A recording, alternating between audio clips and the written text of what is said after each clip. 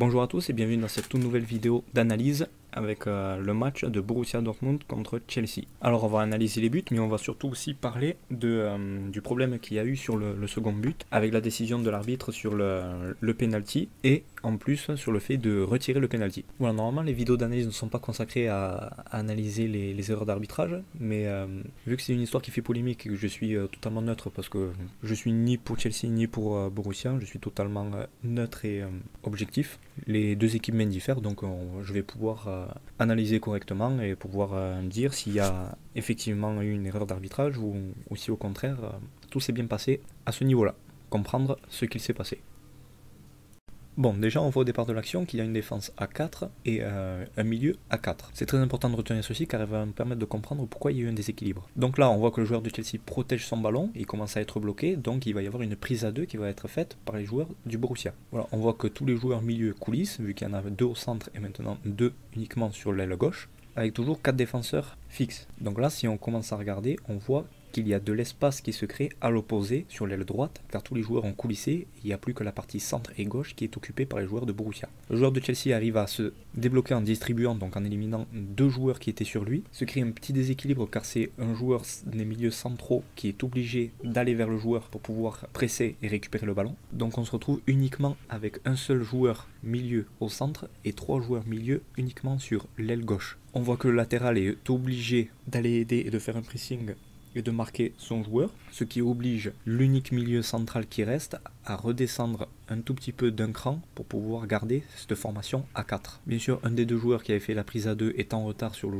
porteur du ballon, il se fait passer, mais là ce qu'on va observer, c'est que le joueur numéro 7 arrête de bouger et ne se préoccupe plus de la défense, il devient spectateur du match. Et c'est ce qui commence à poser problème car il ne reste plus finalement qu'un défenseur de Borussia avec 2 joueurs de Chelsea qui sont seuls et qui commencent à se démarquer. Là on voit que le 6 fait des efforts défensifs, mais le joueur de Chelsea n'a toujours pas perdu le ballon. Et on voit que 2 joueurs de Borussia arrêtent de défendre et restent haut, comme pour jouer une contre-attaque, mais sauf que le ballon n'est toujours pas récupéré. Surtout que pour jouer rapidement vers l'avant et jouer une contre-attaque, il y avait un autre joueur qui était disponible et qui était l'attaquant de Borussia. Là on voit que le joueur 8, il a 2 solutions derrière lui qui ne sont absolument pas marqués par les défenseurs. Les joueurs se précipitent trop tard pour essayer de récupérer le ballon. Et là, on voit le déséquilibre qui avait été créé justement par ce coulissement des milieux. C'est l'espace qui s'est créé totalement sur l'aile droite. Le joueur arrive à le voir et il fait une passe entre les lignes, là où tous les joueurs de Chelsea sont libres, vu qu'il n'y a aucun défenseur et aucun milieu disponible à cet endroit-là. Vu qu'on a 4 joueurs totalement sur l'aile droite, sur l'aile gauche, pardon,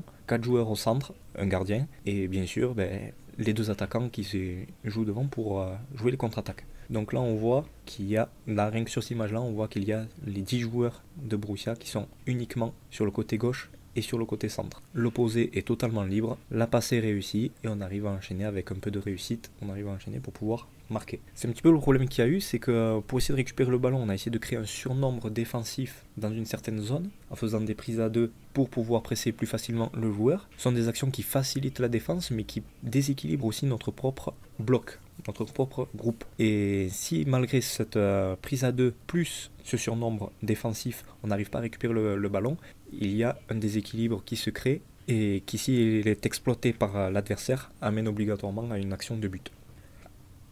Allez, maintenant passons au second but, au penalty de Chelsea. Donc ce penalty qui fait polémique. Alors regardons l'action de la faute. Alors si on se consacre bien que sur la faute, on remarque avec l'angle de caméra que le bras en fait il intercepte le ballon. Le bras n'est pas totalement collé au corps, il est à l'horizontale. Et en fait si le bras n'avait pas été là, le ballon n'aurait pas été intercepté. Donc finalement le bras fait vraiment action de jeu sur cette action là. Après on ne dit pas que c'est fait exprès ou qu'il aurait pu faire autrement. Vu qu'il est en pleine course, il est un petit peu déséquilibré, donc il met le bras mais pas pour l'intercepter, plus pour équilibrer son corps. Mais malheureusement le fait il est là, c'est que son bras, il intercepte le ballon, son bras il empêche une action de jeu. Donc pour moi, d'un œil extérieur, quand on regarde cette action-là, il y a penalty, oui. C'est un petit peu sévère, mais il y a penalty. Par contre, ce qui s'est passé, c'est que l'arbitre n'a pas sifflé immédiatement. Il a vu l'action, il a laissé jouer plusieurs dizaines de secondes. Il s'est même passé 40 secondes avant que l'arbitre stoppe le jeu, écoute son oreillette et va décider avec la VAR s'il y a pénalty ou pas. Si l'arbitre avait eu un doute, il aurait sifflé au moment où il y a eu la faute, il aurait sifflé, il aurait demandé des conseils, il serait allé regarder la VAR. Sauf que là, c'est pas ce qui s'est passé. Il a laissé jouer 40 secondes et il a sifflé après. Et c'est seulement à ce moment-là, en regardant le replay, qu'il a décidé de siffler penalty. Mais à la base, ce n'est pas lui qui a pris cette décision stricte sur le moment de siffler penalty. Ce sont les arbitres assistants qui lui ont conseillé justement de regarder cette action-là pour pouvoir revenir à la faute. Et sur le penalty, les joueurs de Borussia rentrent dans la surface pendant que le gars est en train de tirer, donc oui, selon le règlement, le joueur doit retirer le penalty.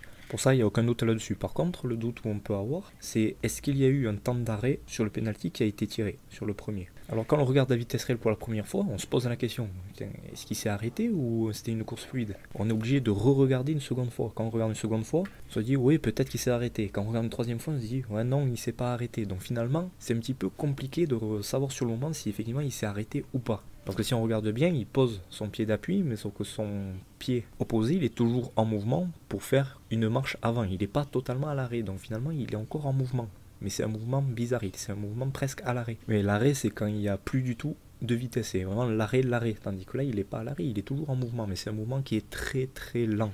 Donc on peut dire oui qu'il est toujours en mouvement finalement, ce qui donne raison à l'arbitre de ne pas avoir sifflé cette faute-là. Après je comprends absolument toutes les réactions des joueurs de Borussia et aussi des spectateurs et des supporters, vu que n'importe quel joueur de foot et n'importe quel supporter de sa propre équipe aurait râlé, moi le premier, j'aurais râlé et j'aurais insulté, pour toutes ces décisions, j'aurais cherché le fautif qui est l'arbitre. Mais finalement, si on regarde à froid, et si on regarde d'un œil vraiment objectif et extérieur, eh ben, il n'y a pas eu d'erreur d'arbitrage, il n'y a pas vraiment eu de grosses fautes d'arbitrage qui ont pénalisé les joueurs de Borussia. D'autant plus que, comme on a vu, le premier but, c'est un déséquilibre qui a été créé par les joueurs de Chelsea. Et cette action de pénalty là, c'est une action aussi qui a été menée par un déséquilibre de... Donc l'arbitre pour les joueurs de Borussia et les supporters est le fautif de la défaite de Borussia, mais sauf que dans les faits, c'est Chelsea qui a permis à son équipe de remporter la victoire grâce au déséquilibre qui s'est passé tout simplement.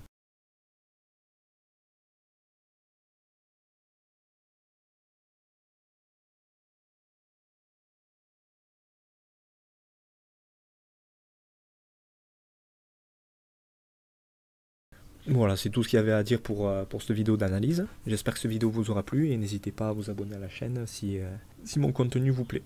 Et je vous dis à bientôt pour une prochaine vidéo d'analyse.